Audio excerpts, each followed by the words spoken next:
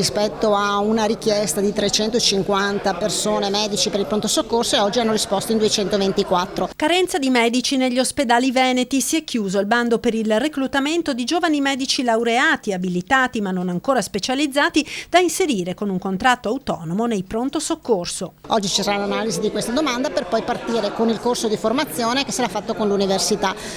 È partito venerdì invece l'altro bando, che è quello per i 150 per l'area internistica. All'appello mancano in Veneto 1300 dottori. Per fronteggiare l'emergenza la Regione ha aperto un tavolo con l'Ordine dei Medici e l'Università per immettere gli specializzandi di quarto e quinto anno in corsia. Ed il presidente della Regione Luca Zaia ricorda che il documento veneto è stato fatto proprio ed approvato da tutte le regioni, inviandolo già il 26 settembre al Governo e al Ministero della Salute.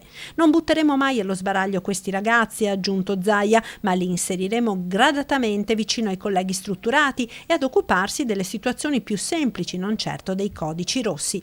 Altra questione è quella delle retribuzioni, più alta nel privato che nel pubblico. I nostri medici sono in gambissima, tutti i nostri operatori, abbiamo 68 ospedali e 54.000 dipendenti, siamo regione di riferimento, dopodiché c'è un problema che è quello che i medici nel privato vengono pagati di più, cosa che noi non possiamo fare. L'altro problema è che non ci sono più medici.